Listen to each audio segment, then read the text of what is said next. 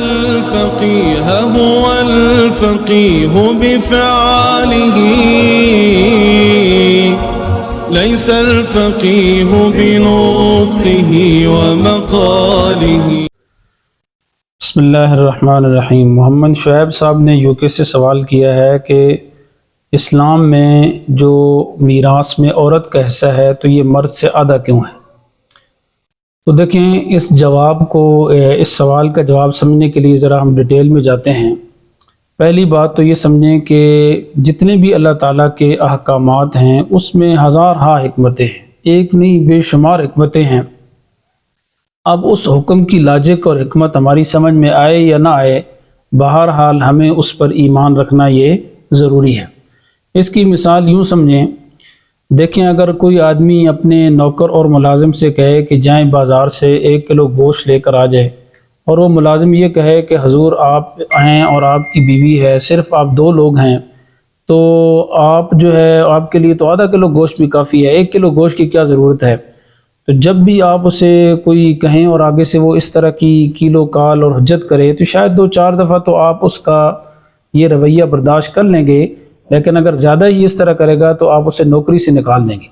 تو پہلی بات یہ سمجھیں کہ ہم سب ایز اے مسلم ہم سب نا اللہ تعالیٰ کے بندے ہیں۔ ساری جتنی بھی مخلوقات ہیں جو انسان اس دنیا میں رہتے ہیں سب اللہ کے بندے ہیں، سب غلام ہیں، وہ اللہ تعالیٰ کے کیا ہے؟ عبد ہیں۔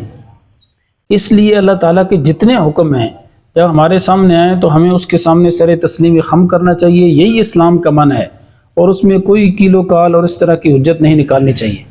تو یہ تو ایک جواب ہے، لیکن دوسری بات یہ سمجھیں کہ بہت سارے لوگوں کو اس جواب سے تسلی نہیں ہوتی، اور خاص کر کے جو نان مسلم ہیں وہ اس طرح کے پوائنٹس کو اٹھاتے ہیں اور ان کو ایک موقع مل جاتا ہے دین اسلام پر اعتراض کرنے کا۔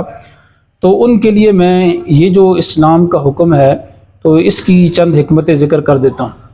دیکھیں، جو محمد شعیب صاحب نے سوال کیا، ایک تو ایسا نہیں ہے کہ میراث میں ہر صورت میں عورت کا حصہ جو ہے وہ مرد سے آدھا ہے۔ میراث کی بہت ساری صورتیں ہیں، کئی صورتیں ایسی ہیں کہ جن میں عورت کو مرد سے زیادہ حصہ ملتا ہے۔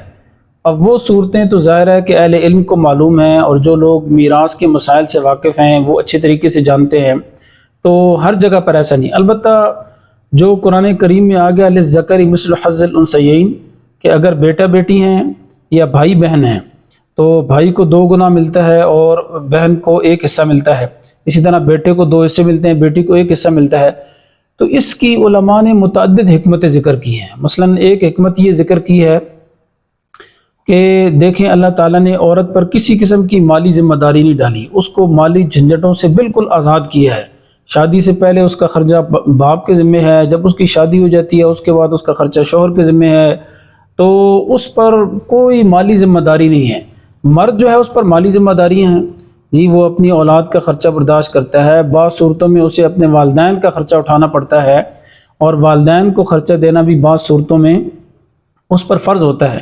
اس لیے مرد کو مال کی زیادہ ضرورت تھی تو اللہ تعالیٰ نے مرد کو جو ہے وہ مال میں زیادہ حصہ دیا، اور عورت کو ایک طرف اگر وہاں سے حصہ کم ملتا ہے، دوسری طرف دیکھیں اس پر کوئی ذمہ داری بھی نہیں ہے، اور ساتھ ساتھ اس کو مہر کی صورت میں بھی مال دیا جا رہا ہے۔ ایک حکمت تو یہ ہے۔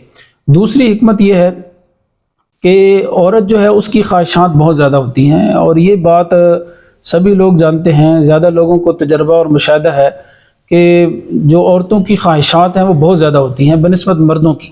اس لیے اگر عورت کو زیادہ پیسہ دیا جائے تو اس کے پھسلنے کے زیادہ چانسز ہیں، اس لیے دین اسلام نے اس کا میراث میں حصہ کم رکھا ہے اور مرد کو حصہ کم دیا، زیادہ دیا۔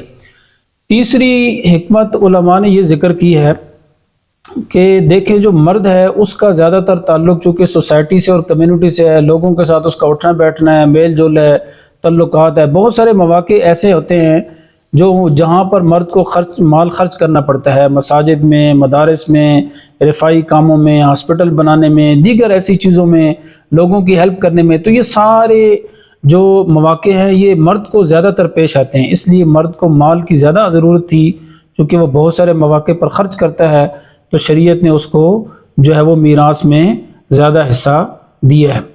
تو یہ جو ہے نا چند حکمتیں میں نے ذکر کی ہیں جو تفسیر کبیر میں امام رازی رحمہ اللہ تعالیٰ نے ذکر کی ہیں۔ اس کے علاوہ بھی بے شمار متعدد حکمتیں ہیں، اس مختصر سی ویڈیو میں جو ہے وہ ہم سب کو بیان نہیں کر سکتے۔ بہرحال اللہ تعالیٰ کا جو بھی حکم ہے، حکم ہو تو بحیثیت مسلمان ہم سب کو ضروری ہے کہ ہم اس پر ایمان رکھیں اور اس کو دل و جان سے تسلیم کریں اور کیل و کال اور حجت سے دور رہیں۔